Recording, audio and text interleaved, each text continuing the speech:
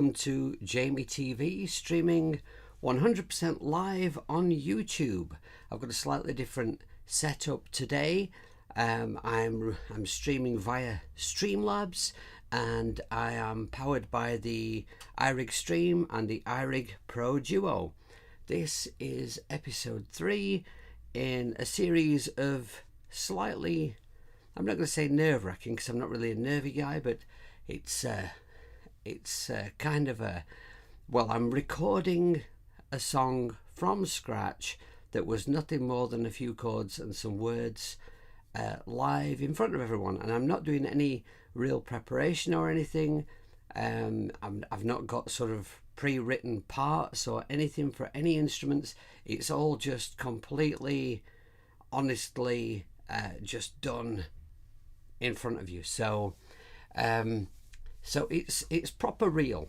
Let me just check the stream is working. I've got the chat, and I noticed a very nice message from Grant before the stream started. Grant says that he's got some unrecorded songs from the 90s and the noughties that he's been thinking about recording on the iPad, and I'm giving him a kick along. Well, that's very nice to hear. I forgot to put this in flight mode. Let's just do that so we don't get messages popping up all the time. And actually, I probably should do it with this one too. There. Okay, sorted. Right.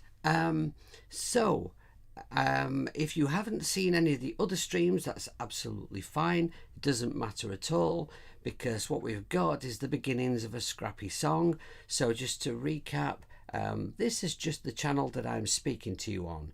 I've just got that armed so I can use my studio mic to speak to you. I recorded some bass, and we've got Digisticks using the new multibus out function. So what I've done since yesterday's stream is I just labeled all these multi-output buses. So what we have is we've got the MIDI for all of the drums on the first instance of Digisticks, and that's kind of the way to see it is instance number 1 is kind of the brain of it, and then it sends the MIDI from each of the drums to each of these tracks. Now, what I haven't worked out yet, and I just thought about this morning, is when I am ready to export the drums as audio, when I'm ready to like freeze them and turn the drum tracks into audio, what I haven't worked out is whether I need to put the MIDI for just the snare on the snare track and just the hats on the hats track, or whether I will be able to export these tracks individually and that will work. So that's something I've yet to discover, and we'll discover that a little later on in the process of doing this live recording thing. I'm not ready to check that out yet, because I like to kind of get my parts down before I start really looking at sounds, and I don't like to have too many AUV3s open. I like to kind of, what I'm doing is just continuing telling you what's in the project. So here is Digisticks with the first instance here, and then these are the multi-output buses. So we have 8 in total, and then I've sent them all to a group drum track, and then I've got an electric piano here that I recorded yesterday, where I suffered with some hanging notes, which is a Cubase's problem. This is an ongoing problem with Cubase's, but apparently they are trying to get it fixed. They are working on that. And here is that's an organ, which the organ kicks in at the pre-chorus and the piano drops out, and then both instruments play through the chorus. And then here is the rough track that I did of the tune to use as a guide. So that would be when things get rough, count. So that's the guide. And then if I just take the solo, there's only one place to be. Through troubled times, stand to So there's no, it's not mixed. It sounds a mess at the moment.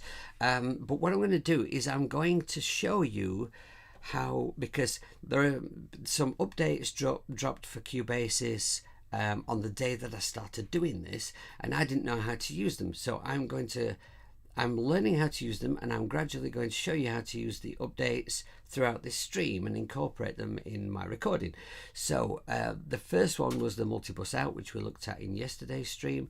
So today we are going to look at the Midi Learn function. So we're going to do that first off, because this track sounds a bit of a mess. It wants some mixing. So I'm going to use this nano control here. Now this nano control, this is the first version. There's a new version of it out now, but I picked this up a few weeks ago, very cheap on eBay. Because there's a new version, the old version sells super cheap, although the new version is actually not expensive.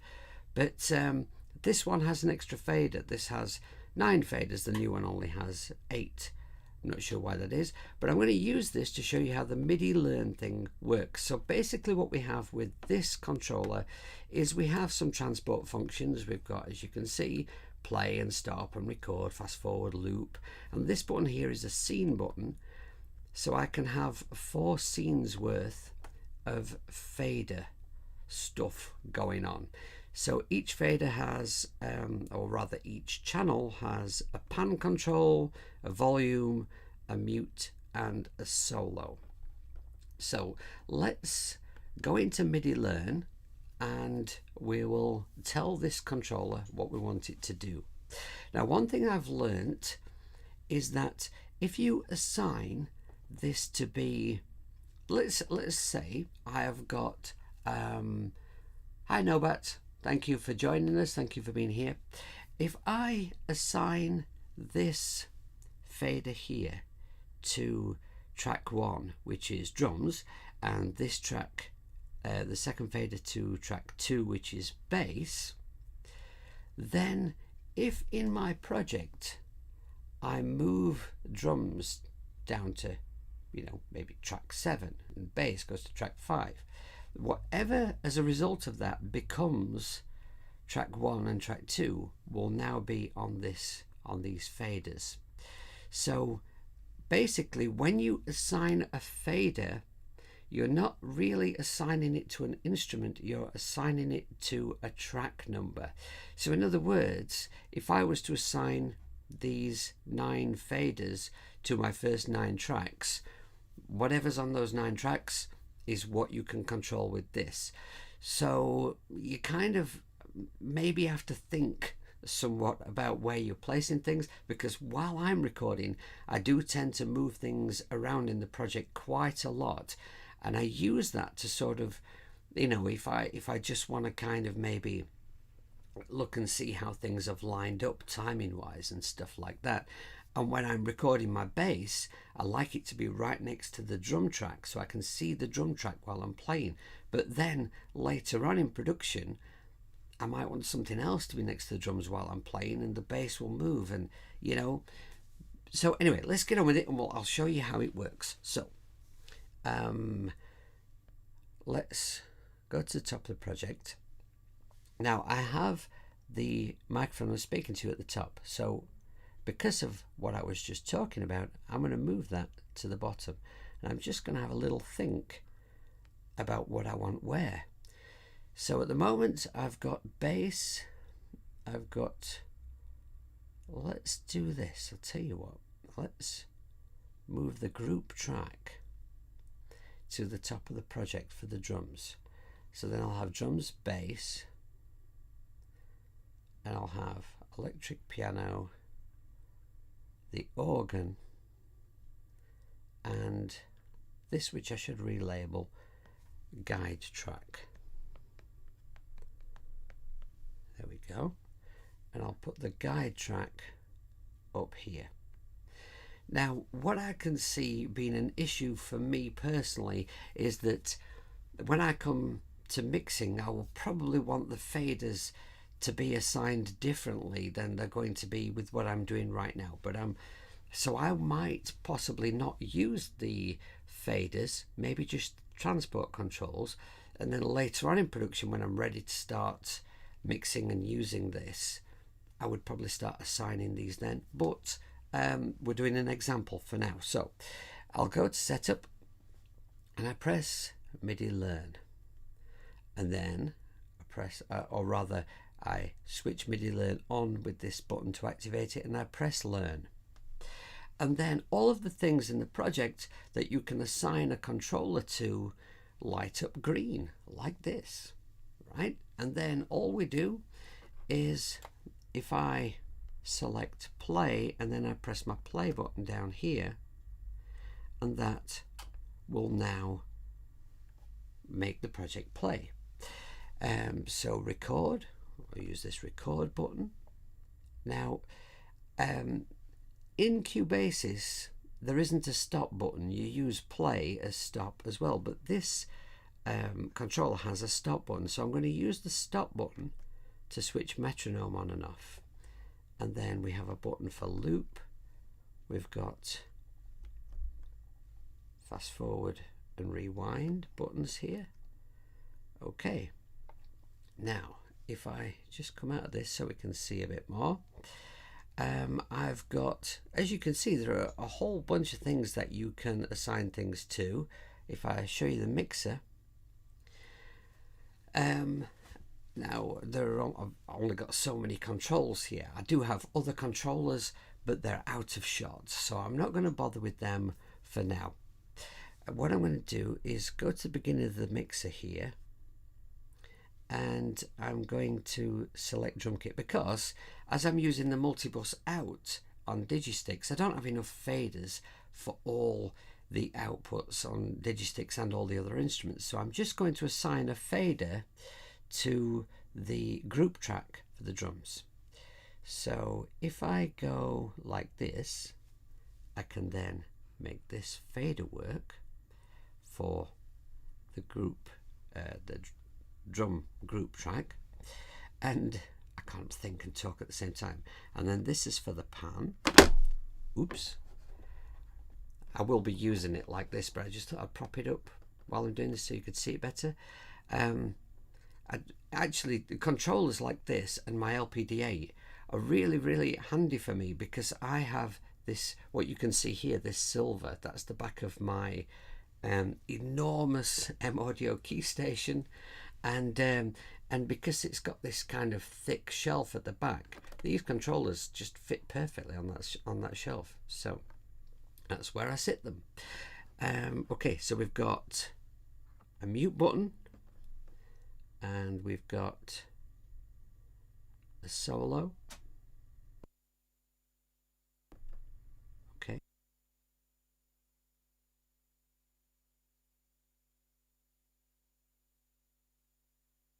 Okay, that's because that's a group track, it's affecting the other drum tracks. And then I pressed solo and my mic went off, and I had a little moment of, oh my god. Right, now let's do the bass track pan and the bass track fader and the bass track mute and solo. There we go. Then we've got one for electric piano.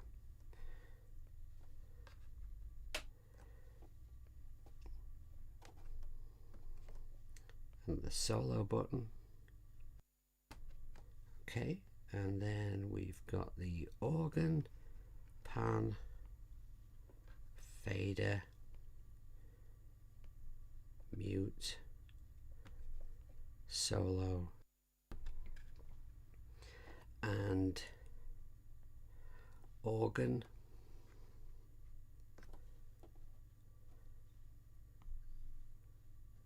just looking at the controller, making sure I'm pressing on the right one. And that will do me for now. I think that's all I have in my project. So yeah, that will do us for now as an example. So I can come out of here and I can exit Midi Learn. Sorry about that, I'll get rid of that thing. Right, so now when things get rough, count on me.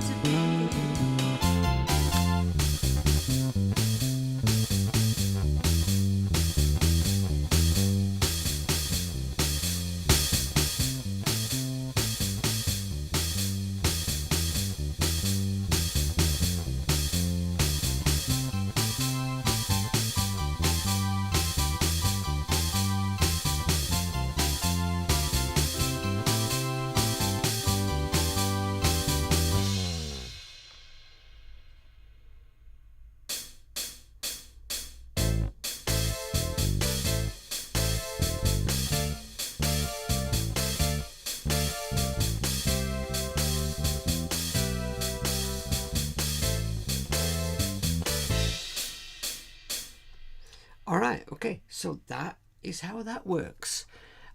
Oh, Jade's here.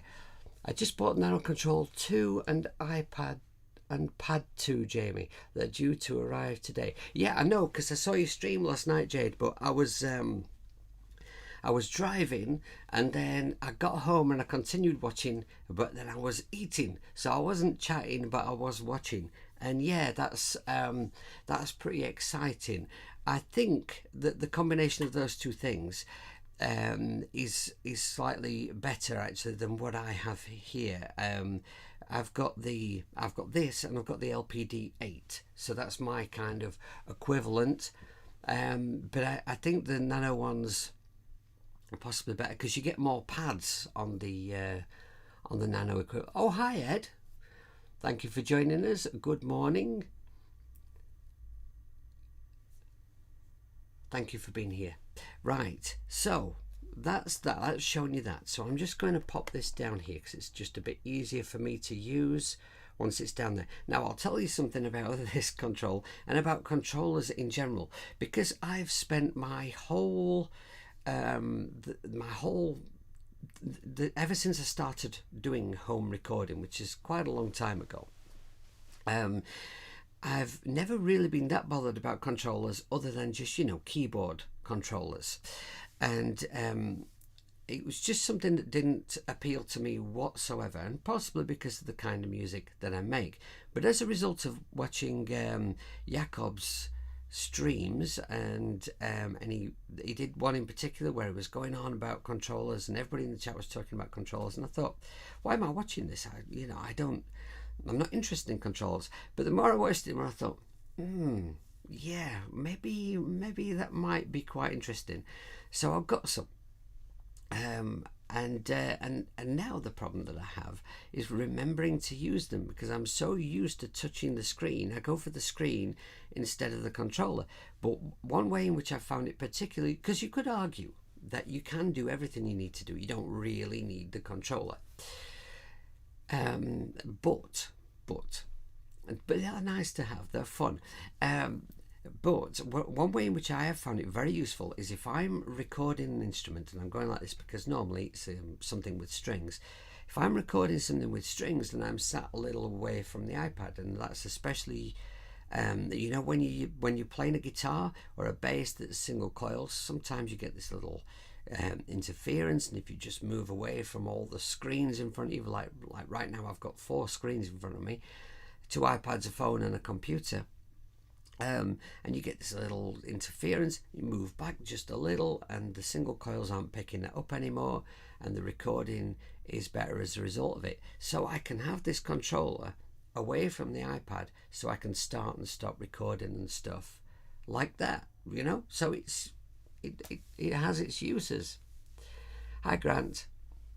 I don't know if you were here at the beginning of the stream, Grant, but thank you for your very, very nice comment. I was talking about it earlier.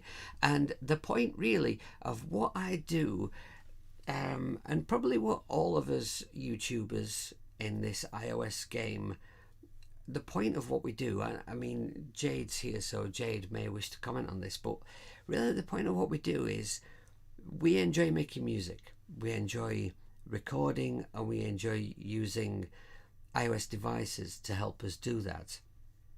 And what we're doing is we're sharing what we do in the hope that it may help or inspire other people. And that's why I'm always saying I am here to help people. I'm an old musician now, right? I've had my I've done my touring, and I've had my shot at doing what I wanted to do, and now I just like to do this recording stuff at home. I mean, I still gig and everything, but I'm not trying to take over the world anymore. I just enjoy what I'm doing, and I like sharing it, and I am here to help. I really get a big kick out of if somebody in some Facebook group has some problem and they post about it. I like to help wherever I can, and you are very welcome to look under the video and find my email address, any of my social medias.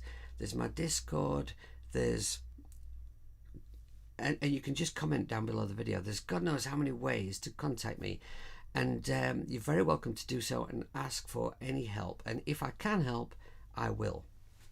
Okay, so Ed says he noticed he gets more digital noise when he has his iPad's USB plugged in to power to charge. Most noise goes away when I'm not charging. Might be a small grounding issue. Yes, definitely, Ed. In my studio here, I have about 8,000 extensions running off of one, and numerous electronic devices plugged in. And I mean, and when you get, I was racing with a band last night, and I was talking with them about this.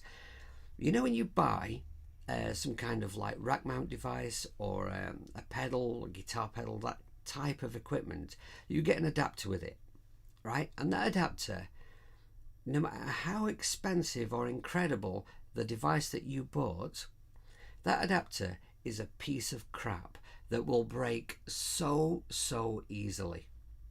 And when it does break, you contact the company that manufactured it, and they want £8 million for a replacement. And so what you do is you go on eBay and you find one from China for £3, and it's probably better, but still not great. And I really wish that they would improve upon that. There should be an option, to buy a better one. But this is an issue with musical equipment, and grounding issues are a constant pain in the butt.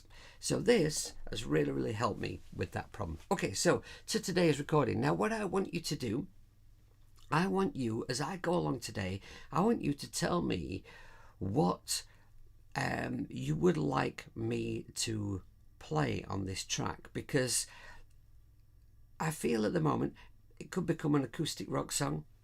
It could become sort of like part acoustic, part electric kind of tune. It could be more of an electronic type of track.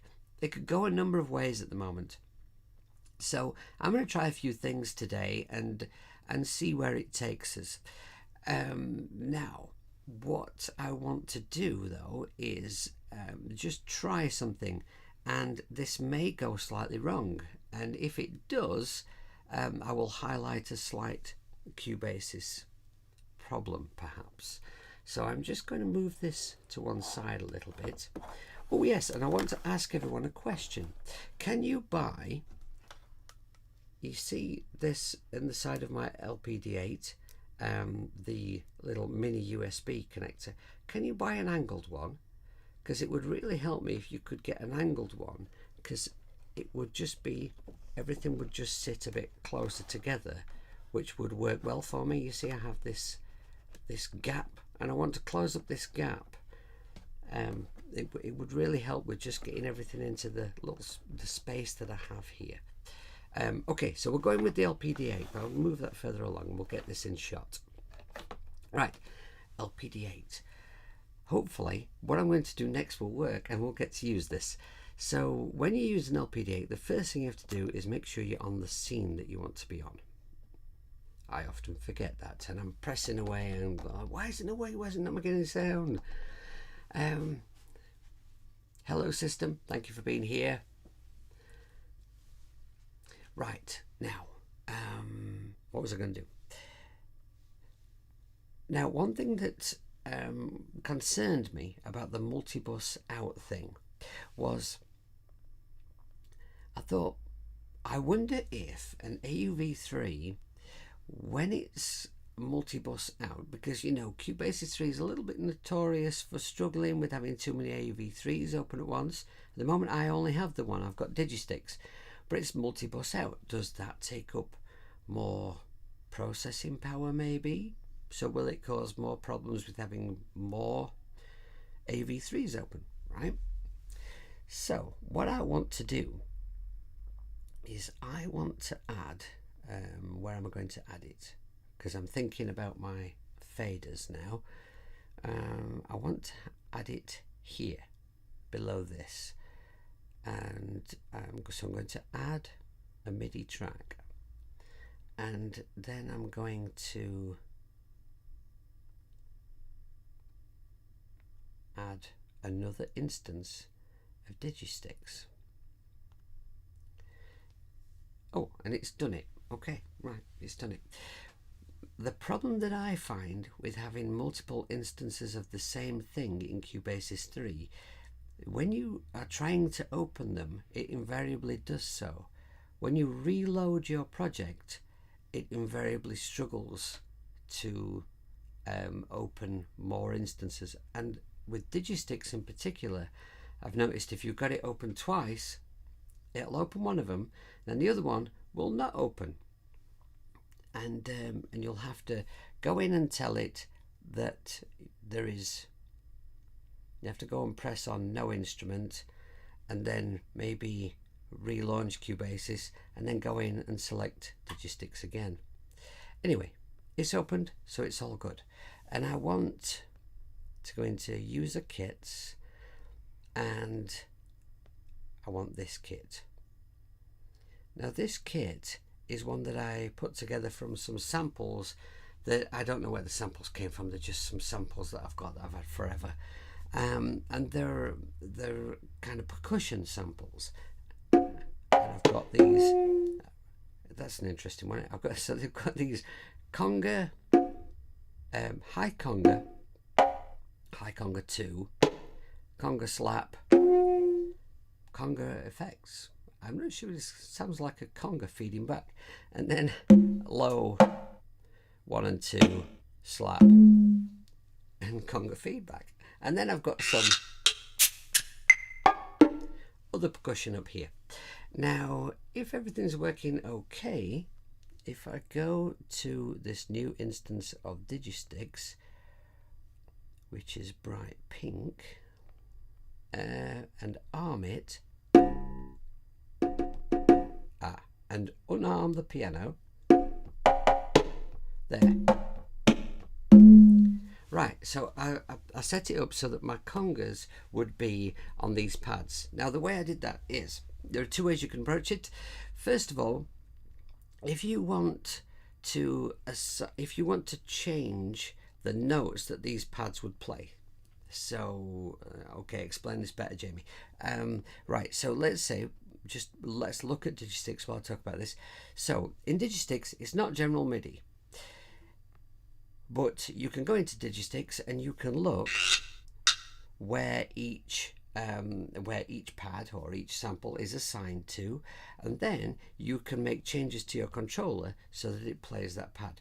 If you do that with the LPDA, it's a little bit of a pain because you have to plug it into your computer. You open the software that comes with the LPDA, which is really cool, and then in that software you can change the notes that the pads play on any scene that you want. It has 4 scenes, and then you save it, and the LPDA remembers that. You bring it back to your iPad and it plays the notes that you want it to play.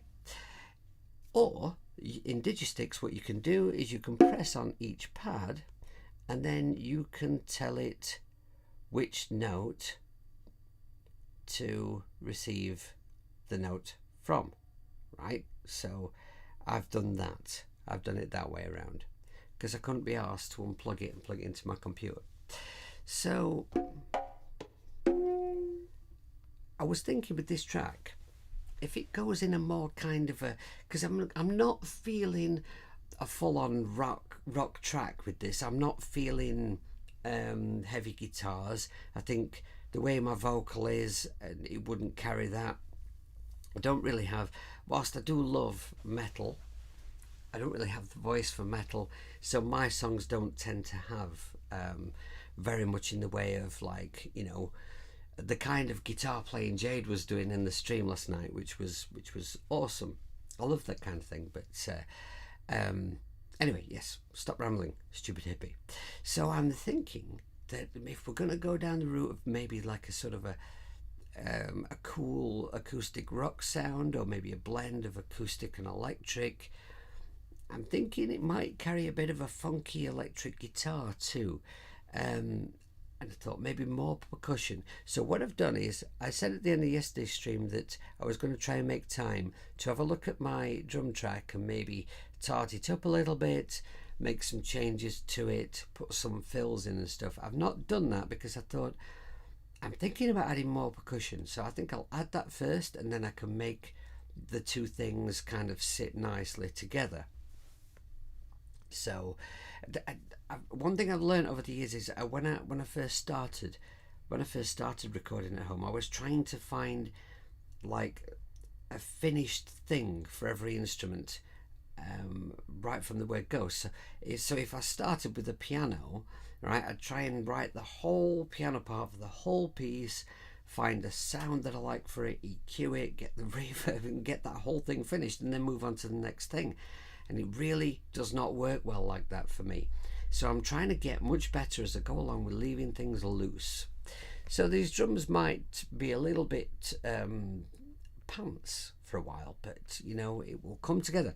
So if I go to the beginning of the track, which I could have used my controller for, in fact, if I can just, because I'm not using these knobs here, if I just move this, I'm sort of conscious of it being in shot. Right, there. I can bring this a bit closer to me so I can get to my transport functions. Okay, so I'm just going to have a little jam with these.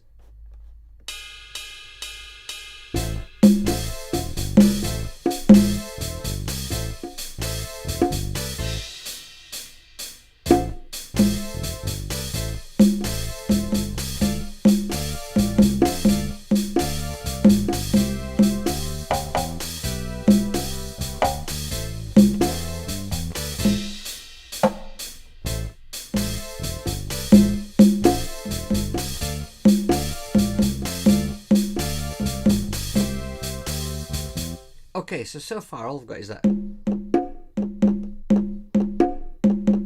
which might actually do. It goes with the groove, I think. Let's just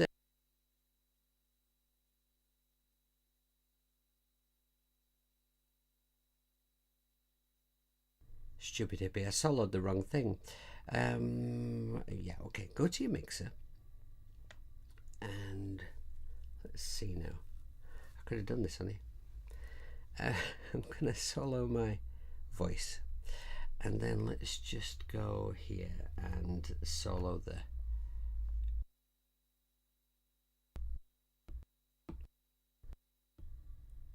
drum track. Oh, what is that?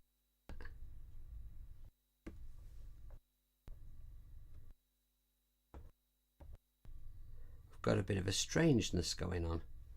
That's odd.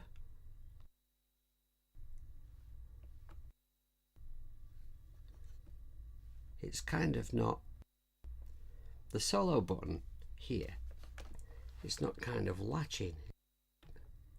When I let go of it, everything goes to mute. If I take the mutes off, we're okay again, but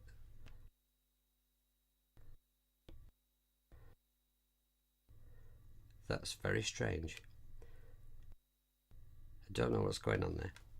I'm not going to worry about that for now. I'll investigate that more later. Interesting. Interesting. And worrying as well. Okay, right, so I've got this. It kind of sounds alright, but it feels like I've got like a whole bunch of other sounds that I'm not using.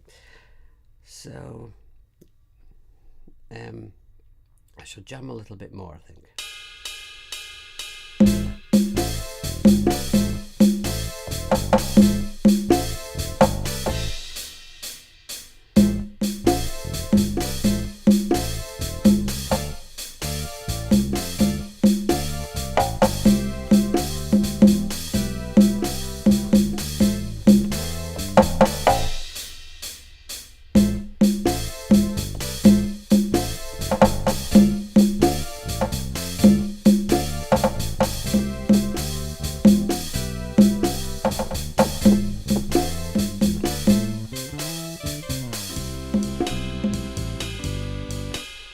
I think that's, that definitely fits the groove, and I quite like the sound of it, and that probably for the majority of it would work. And then maybe some I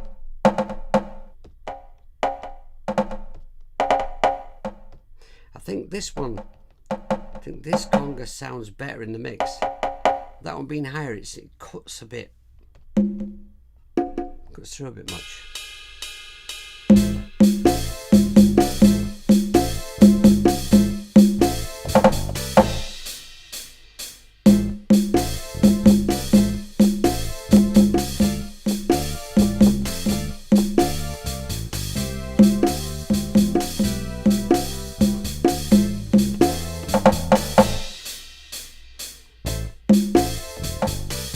Right, now could that be more of a...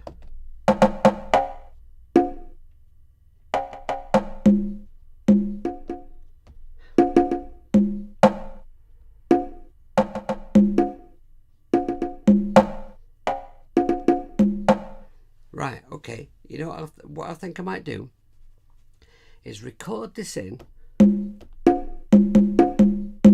using that as the main part, and then at the end of a line have a little fill like that, and then each time it could change around, so I could use the MIDI notes to move it between, like,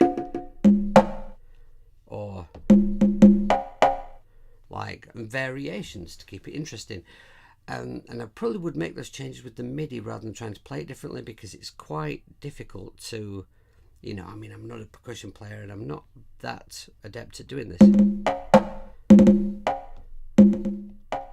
So maybe just do that and then make changes with it later. So I might just record one little section. Let's just see. Right, hippie. Use your controller. So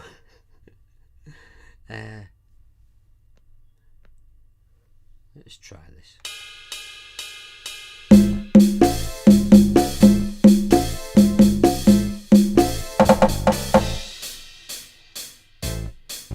Right, let's see if that's any good.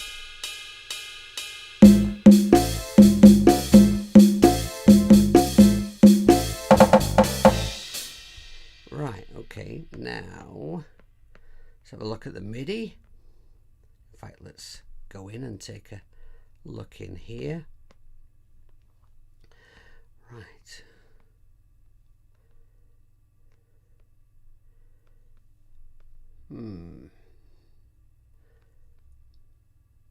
Now, here's my dilemma. I'm not massively adept at this, so I mean, my timing's, you know, as you can see, is not perfect, but it's not massively out, I don't think.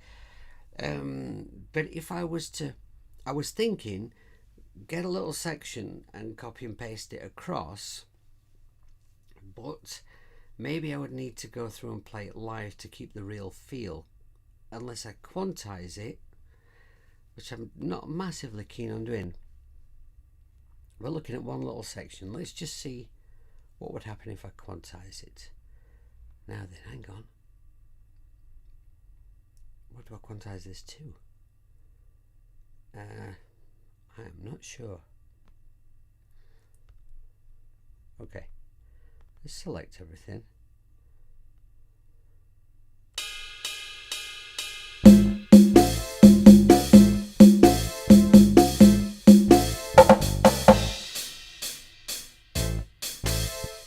We lost a note.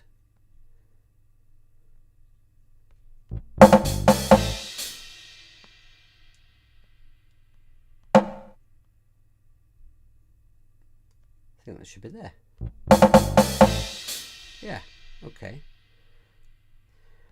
Right, okay, so I think what I'm going to do is in my own time, what I'm going to do is I'm going to use this percussion, chop it up and move it throughout the project, and I'm just going to make some little changes to the fill each time to keep that interesting. That might take some time to do, might be a little tedious to watch, so I think that's one thing that I will do in my own time. Now, next up, is guitar. So I don't know now at this point whether to go with some acoustic guitar or some electric guitar. So what I'm going to do is this. I'm going to go and switch the heating off in here because it's getting a little warm, and I am going to take my jumper off, and then I'm going to pick up a guitar. So tell me in the chat, do I go acoustic first or electric?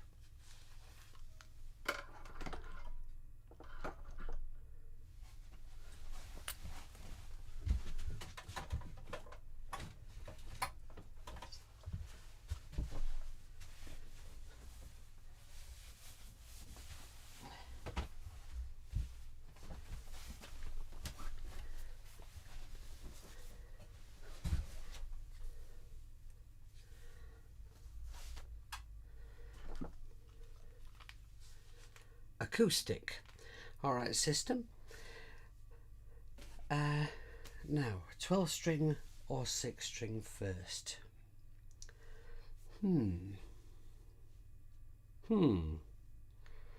Alright, okay, well here's my thinking. Oh, and Grant says electric. Well, you know what I'm going to do? I'm going to do both anyway, because I want to kind of sort of assess whether the two things are going to work together, or whether the acoustic sounds better, or whether the electric sounds better, right? So, Nobat says electric first. All right, so I've got a vote for acoustic, a vote for electric. Divided house. Yes, indeed, system. All right. Well, I'll tell you what. I don't have an idea for an acoustic part. Other than that, I think it might be quite nice to have a simple acoustic that's just strumming the basic chords like I did in the demo. Maybe a little bit nicer, a little bit more refined, but just basic strumming of the chords, just as a kind of a filler kind of a sound to build things around. But I do have an idea for the guitar, for the electric guitar part. I fancy doing a little bit of a funky thing. Ed says acoustic. All right. So, right. I'm going to go with the acoustic first then, because I don't know what I'm doing with that at all. So let's kind of get that out of the way first, I think. Now, if I plug this in, it shouldn't make a noise because I don't have a track armed for it yet. And I'm going to just unarm that Digistix track while I think about it. Now, 12 string or 6 string first? Let's try the 12. Let's try the 12.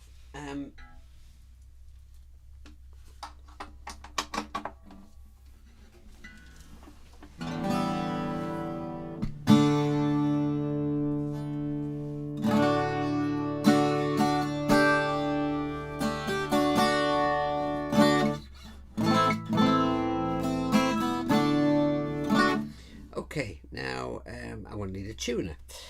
So let's go and we'll add a track for the guitar, which I will add here.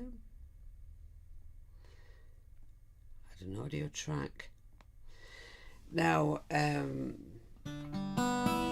need a tuner, so let's go with Insert Effects, and we'll go to New Rack, because New Rack has a tuner in it, which I actually asked Paul for, and he did it like, took him a couple of days. The man's an app machine.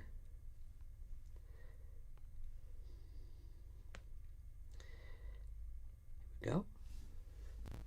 Here's the Starbug tuner. Ah, yes, so let's just on that track. I'm just conscious that the mic I'm speaking to is picking this up as well as the input. I'm just gonna make sure I'm not blasting your ears out with this. The tuning shouldn't be far out. This should only take me a moment.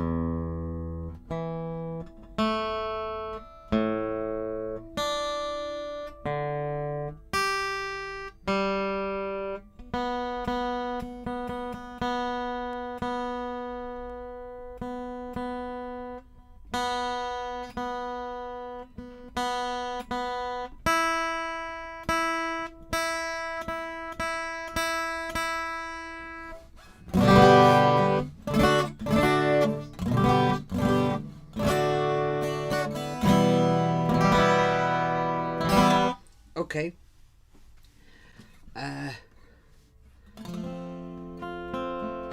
12 string will sound good with the singing part. I hope you're right. I hope you're right. So I'm just gonna have a little jam along to the track before I do anything too serious. So let's just I'm hearing some popping. I'm not entirely sure what it is. Right, what's my level like going into my interface? It's a little high. Still a little high.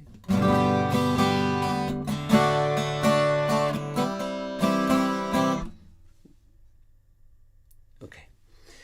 Right, so what I'm going to do, I'm just going to close my mic and have a little jam along just to get a feel.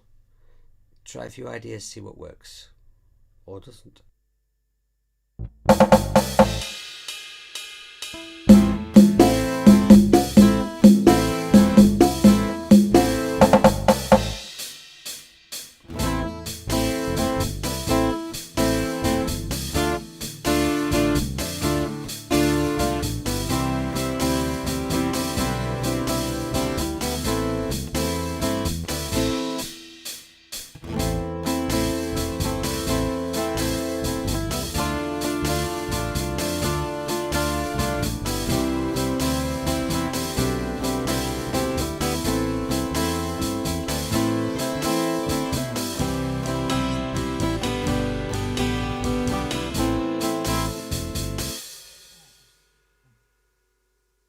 Okay, I think what I'm going to do, is I'm going to try and play this without, like when I did the rough demo to start this off, I was playing it kind of like that sort of a feel, because I was trying to sort of imagine a feel for the track, and that's the kind of groove that I feel the track has. But just checking my system info, because I keep hearing some popping. I don't think it's not the guitar.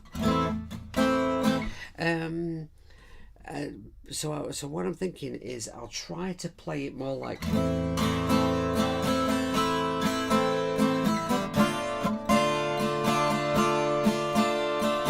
and kind of just let those chords really spill into each other, because I'm thinking of this as kind of like a sort of a bed to lay other instruments on.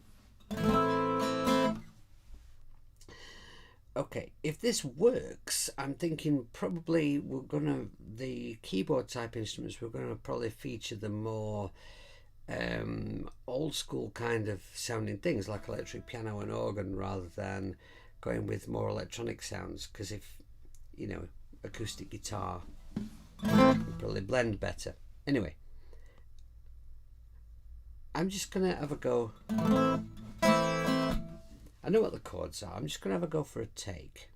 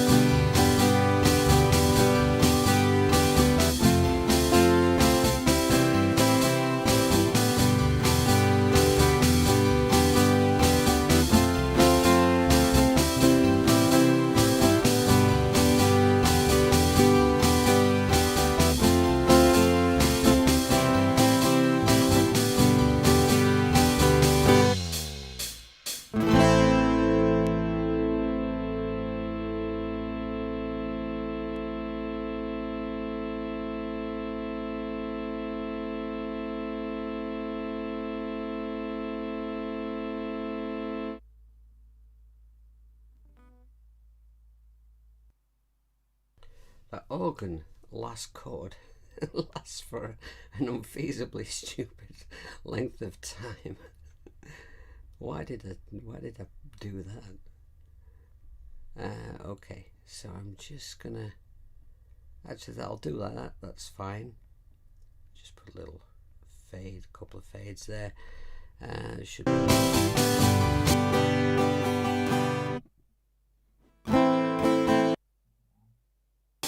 That's fine. Okay, so now what I did there was bash through the whole tune. Now it's, I felt as I played that it was all sort of reasonably tidy.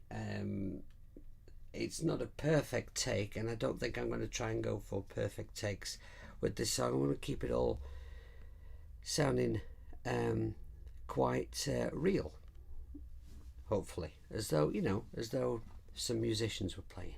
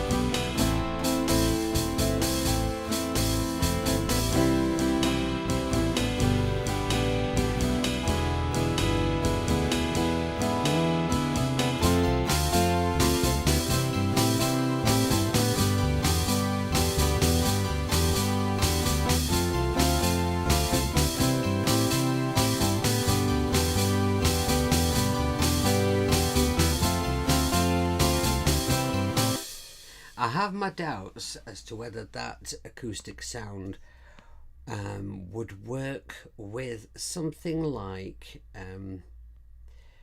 when I did the piano track. I chose the, I mean, it's only an internal Cubass's sound, but it's the one that sounds kind of like a sort of a DX70 kind of 80s electric piano. Maybe maybe we need to change that for something that sounded very much more like a real piano. So we can try that, easy as putting on a hat. So let's just try that with maybe a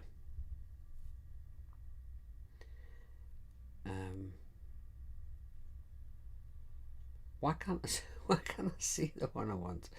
Mellow electric piano.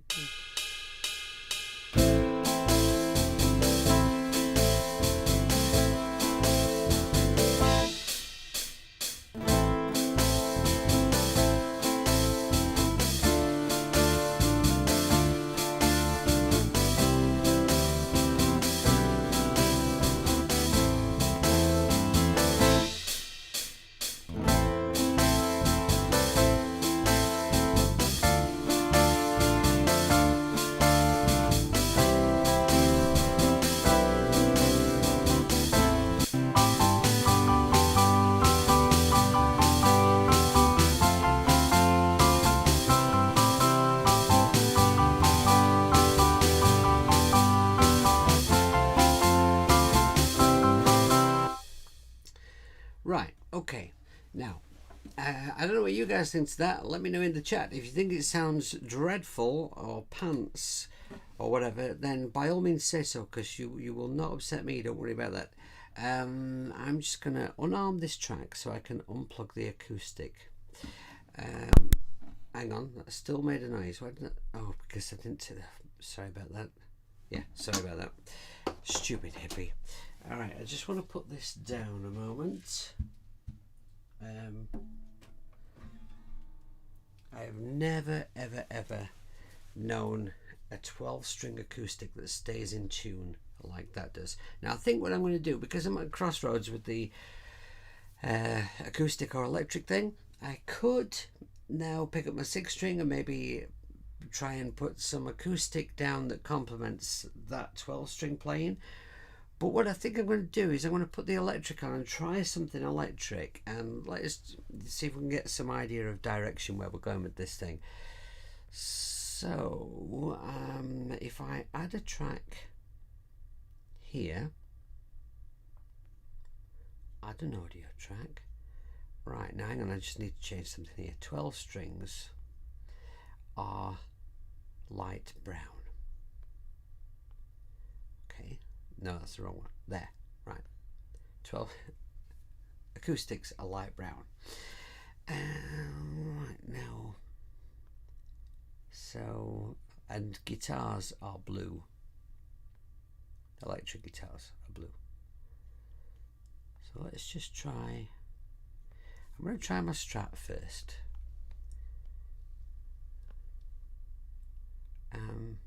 Yeah, so get the Strat then, Jamie. Actually, before I do that, I could just add myself a tuner here. Oh, I don't really know exactly what kind of a sound I'm going for, but I'm fancying some kind of a, trying a funky filter kind of a sound, because that's another direction I could maybe hear this song going in. So let's get a funky filter, and I don't know exactly what plugins I'm going to use for a final sound, but I think a good place to go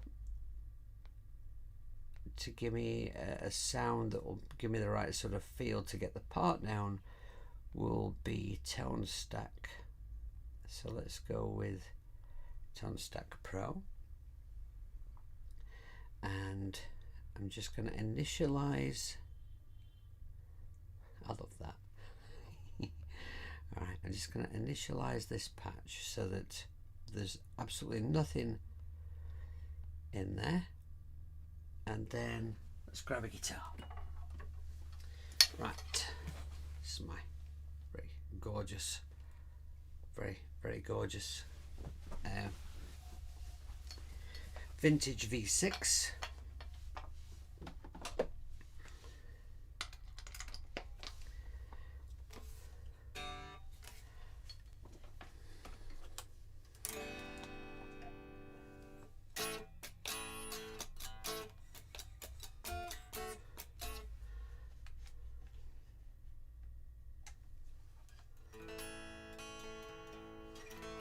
Can you let me know in the chat, is there anything, is the stream okay? It's actually, as I'm watching myself, the delayed version of myself, on my computer screen back there, it keeps, what's the word?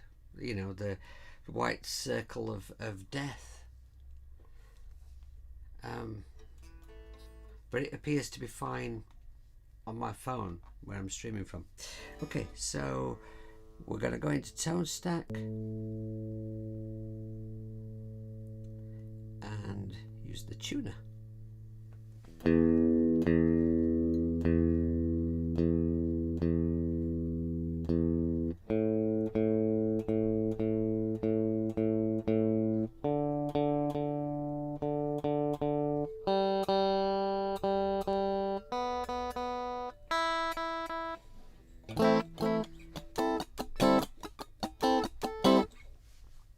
Alright, now I'm thinking something along the lines of a sort of a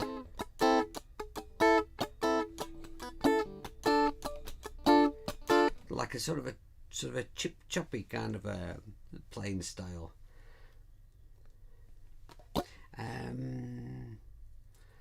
So right, let's come out of here and go to units.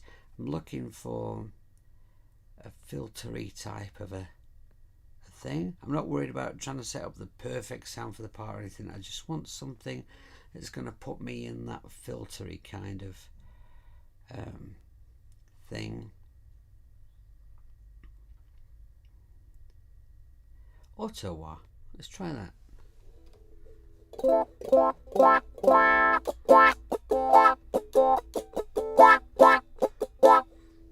That could be the sort of thing. All right. So,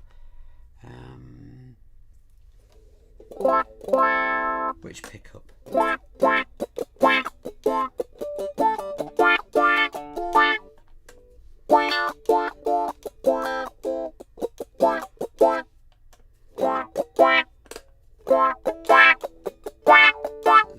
bright and harsh on the bridge. So I think either quack or second down.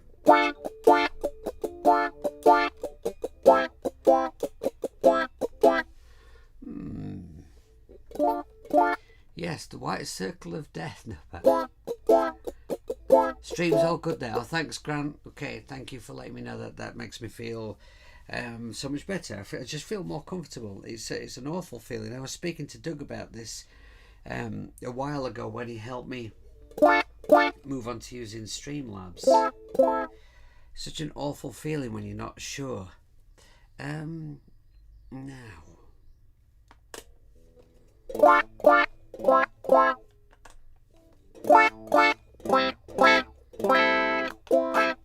I normally use quack position, but I'm quite liking the second down position. Normally I go like one up from the bottom, where you've got these two pickups together and you get the sort of really nice quack sound. But I'm kind of liking that one. Let's try that one. Right, so let's have a little quick tinker with this sound. Alright.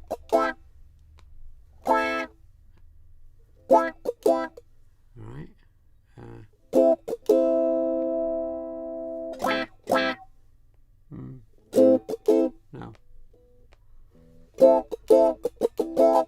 Yeah. Oh. Yeah, alright.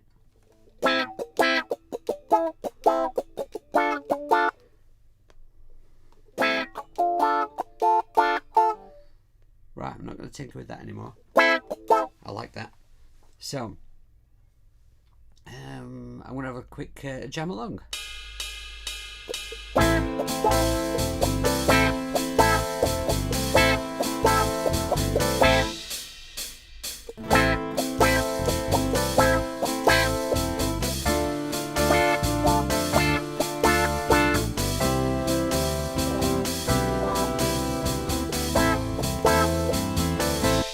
Just turn the 12 string down, and I'm just looking for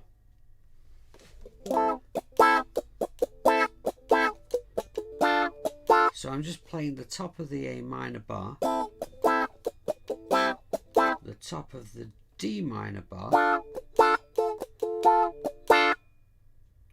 the top of a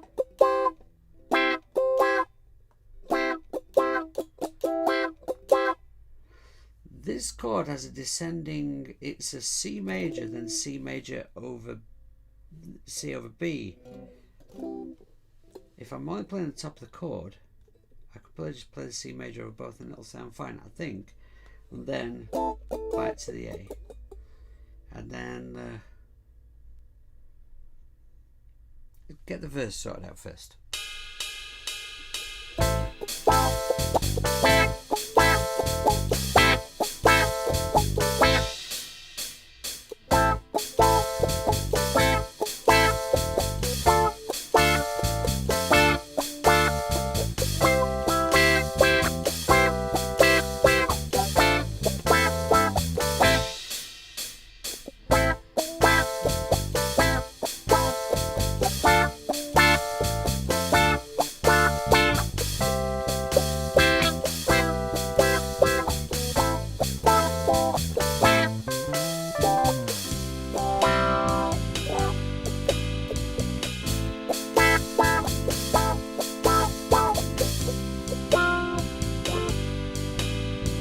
Okay, I don't know how I'm going to play on that bit, but I kind of like what's going on there in the verse, but this I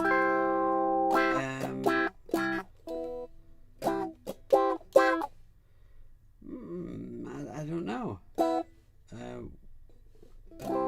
If I went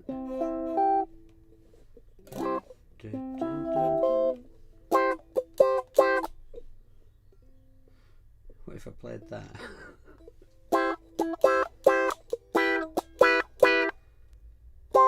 Oh.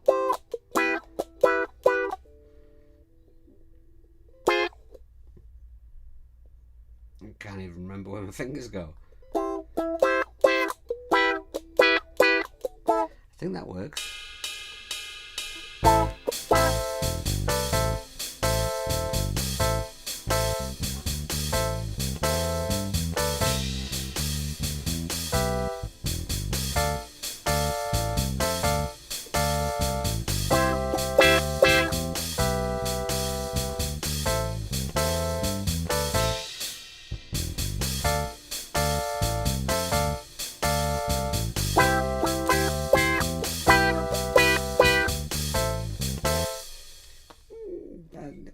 It's still not the greatest sound, and I can't. I've never played that shape before, and I don't think I'll be able to get my fingers there in time. It would take some practice. Let's see what else there is. A C. Oh. Oh, yeah.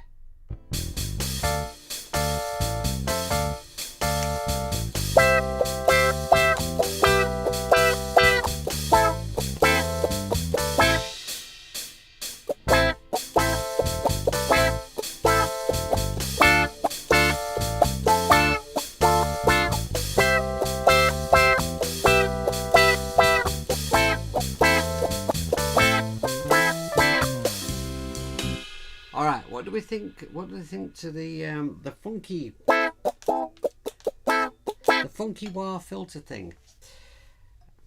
I'm kind of enjoying that. I think that could be a way for this track to go. Funky, but with bongos and, you know, electric piano, real organ. I think that could be. I think it wants maybe a tambourine in there, maybe. Yeah, okay, I'm starting to get a feel for where I think I'm going to go with this track. Bridge. What am I going to do on the bridge? I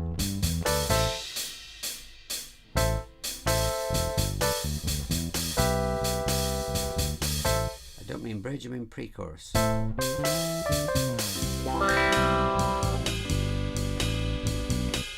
So we've got C and G back to the A. So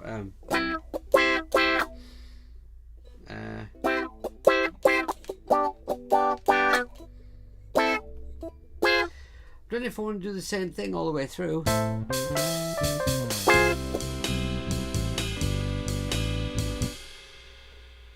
Oh yeah.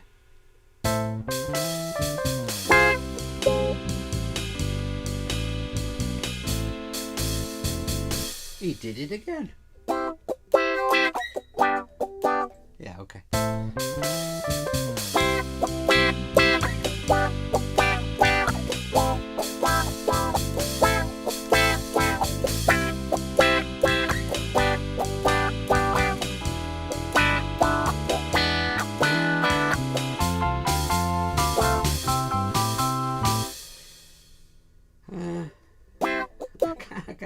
I'm just not sure I should do the same thing all the way through, but I think what I'll do is I'll put that part down all the way through the track, and then I can always, you know, as I come up with other parts, I can always like chop a section out. I might go, right, okay, no, I don't want that funky wild thing on the bridge, and I'll just chop that bit out, but it's there in case I decide it's going to stay, right?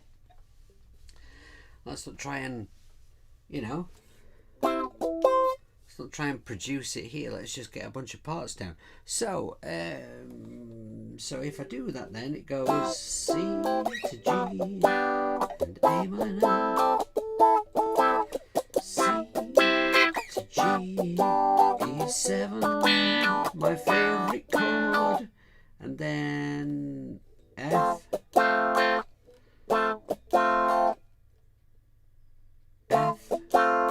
C, G. You know, I could sit and do that all day. I love that. It's like my favourite sound.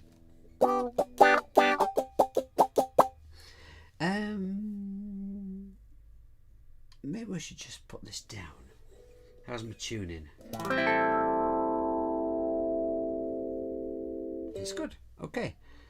I'm just going to put this down. That was my input. It looks good. Right, so let's do this. I'll close up my mic and go for a take.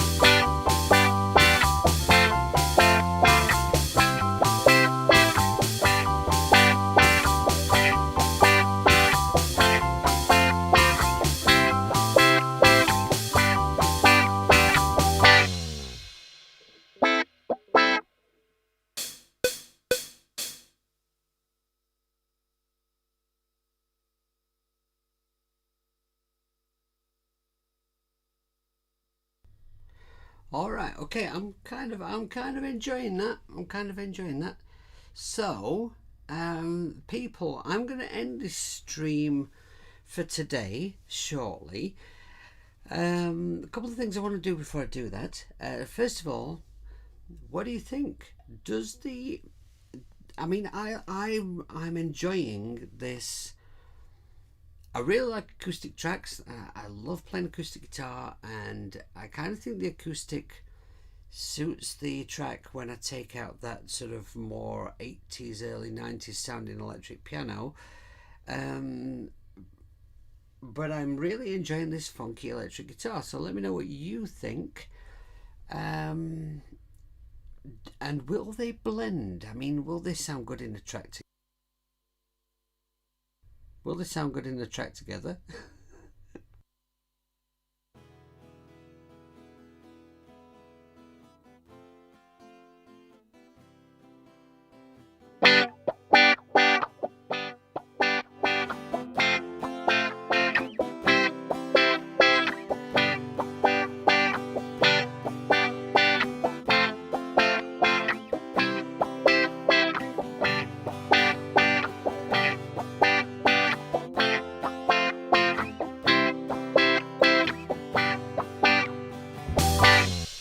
I mean, what do you think?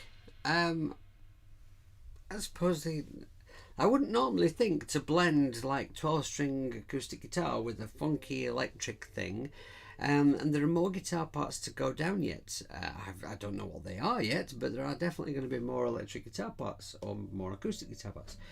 Now that I have this part, it's kind of solved one problem for me, because I was wondering whether to maybe in the chorus put some down some slightly dirty power chords just to fill it out, but I'm not feeling the track going in that power chordy. It's not a power pop kind of a song.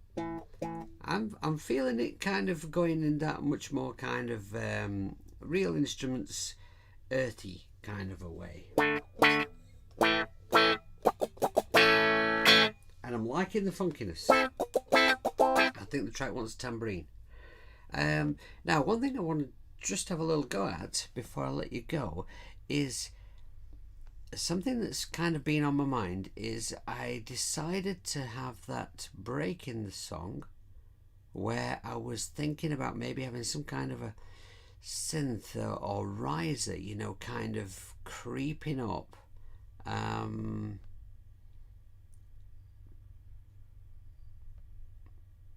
What happened there, honestly? I have no idea. Let's do this. So, here, after the first chorus, let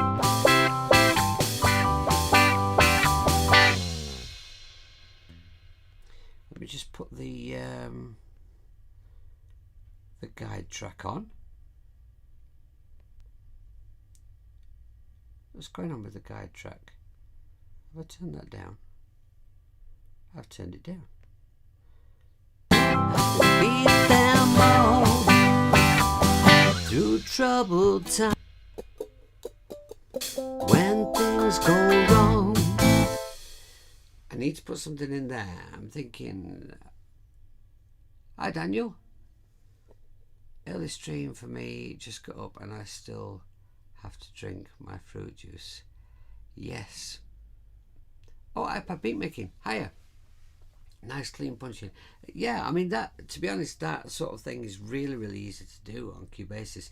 In that way, in terms of handling real audio, Cubase 3 is phenomenal. I mean, if you are the kind of musician who really doesn't use AV3s very much, or let's say if you are the kind of person who wants to maybe track a load of guitars and vocals, and you like sticking a mic in front of things and recording real stuff, it's awesome, and I love doing that kind of thing. But I really like my synth stuff from drum machines and stuff. I like that side of things as well.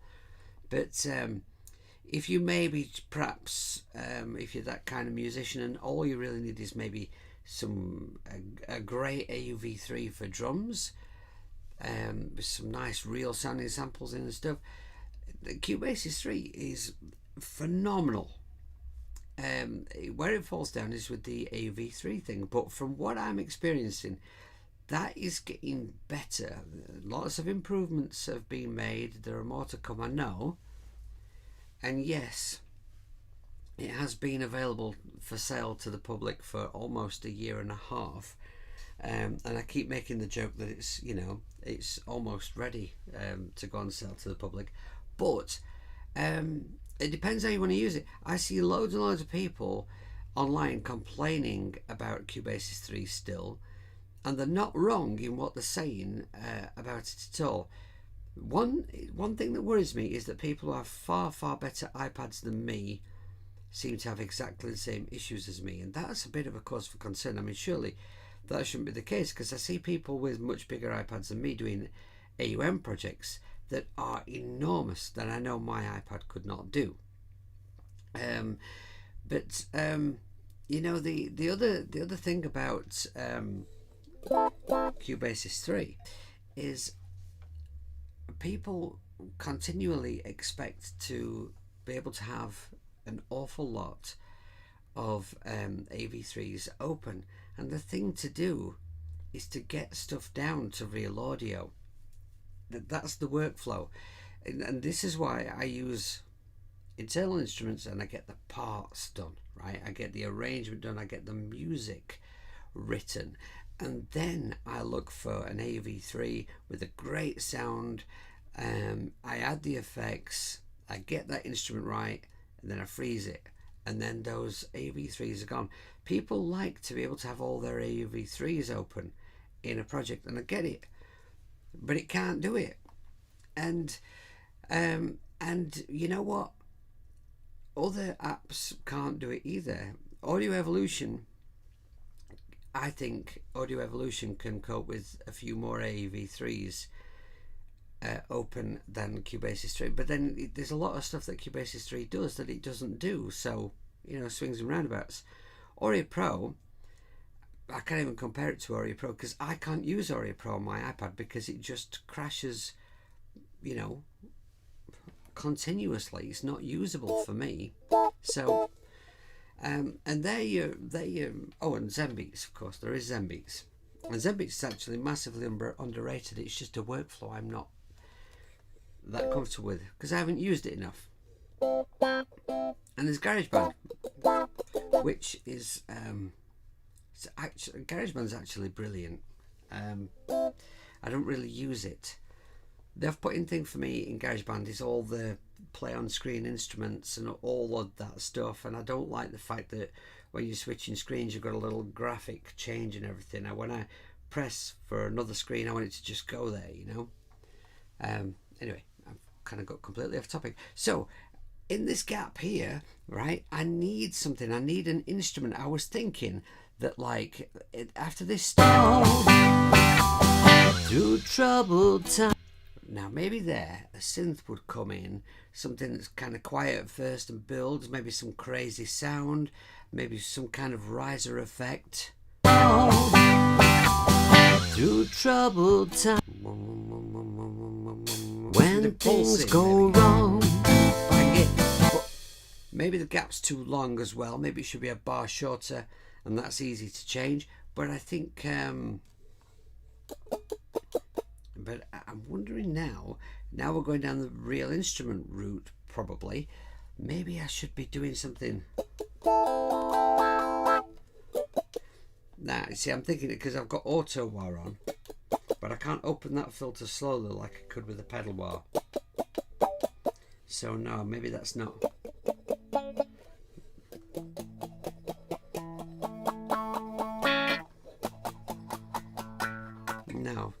No, that's not going to do it. Still need to find something for that section. Okay, right. So I'm going to just read Daniel's comments. I just got UR44C. Did you?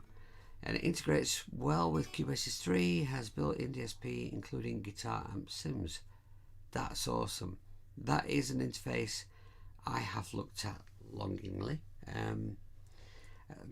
I need another interface because I'm incredibly happy with my iRig Pro Duo with the iPad. I need something for my computer. My computer at the moment, if I make music on it, it's simply, I've got a stereo mini jack shoved in the back of the sound card and into my mixing desk. So I can't actually record any real instruments into it at the moment unless I switch the iRig Pro Duo over to the computer. Which, you know, I could do, but I need another interface for that. So that is one I've looked at. Multi-track door harmonic. Multi-track door is very solid for someone who's mainly into audio recording. I've heard that, and that is the only door for multi-track. You don't mean the 4 pockets one, do you? You mean the one that I haven't tried. Yeah, it's the only door I haven't tried, that one. I have heard good things about it, but there's just and I keep intending to look at it. And actually, I had a message from one of the people who watches my channel frequently, asking me if I would please check it out and do a video on it. And I would love to. It's just time. I'll probably get to it, you know. Okay, right, so where we're at with this track now, I still don't really know whether we're going to have a blend of acoustic and electric or whether we're going to go one way or the other. I'm not really sure. I'm going to keep putting parts down. What I may do tomorrow is put down a couple more acoustic parts, a couple more electric parts, and then we'll decide what works. You can help me out deciding. I really like it when you do that. And I'm going to, in my own time, hopefully before tomorrow, I'm going to add some more. I'm going to sort out that conga thing, get that sorted out. I didn't want you to sit through me sorting that out because I had a feeling that could be lengthy and tedious. I'll add that, see what you think to that tomorrow, and there's another thing that I need to do, but it's completely gone out of my stupid old hippie head. So, and I may have a look at those drums like I was going to for today. So anyway, thank you very, very much for watching. Yeah, not the 4 pockets one. Yeah, that's what I thought, Daniel. Yeah, the 4 pockets one is it's wonderful for what it's intended for. It's great to have something that records audio in AUM and can now do loops and stuff, so you can use a clip launcher like LK, and you can because like the problem that I was having was I was using LK and I wanted something to record my audio in, and it couldn't sync because it's a clip launcher type app. And then of course Paul came up with this idea of making it so that you could launch with MIDI, you could launch loops in multitrack, and it works fantastically. It's awesome, and I'd really like to see Paul develop multitrack a bit more, because I think that app has incredible potential. Maybe I would like to be able to record more tracks in it than 8. But yeah, it's superb. I'm a huge fan. Vortex, what are you doing here? 5:30 AM over here. Yeah, that's what I thought. No wonder I've been missing the live streams. Yeah, the thing is, Vortex, what's happened is now that lockdown looks like it's finally coming to an end, I need my students to be able to come back to the studio in an evening, because I basically completely run out of pennies. I need to get my students back, and I need to get out gigging as soon as I can. I can't do the gigging yet, but I can get the students here, and so I need the time in the evenings now to do lessons. So I can't stream in the evening anymore. So it was a case of like, well, what time do I pick? And it's really, really difficult to find a time. This time of day is free for me, so I'm doing this, and I'm hoping that the people that I lose because of the time that I've picked will maybe watch later, and those people will maybe in time be replaced by new people. There aren't an awful lot of people watching me at the moment. I really, really appreciate everyone who has watched this week, but there's not been many on the stream at all at any one time. But I just kind of feel that if I keep doing it, then maybe it'll turn around, like that line from Wayne's World 2. If you book them, they will come. That's got absolutely nothing to do with it, actually. That doesn't work. But anyway, thank you very much for joining us today. I really appreciate you being here. I'll do a little bit of work on this track for tomorrow, and then tomorrow I will track some more instruments, and then we'll be once we've decided which direction we're going with the track, then I guess it'll be time to do some vocals during a live stream.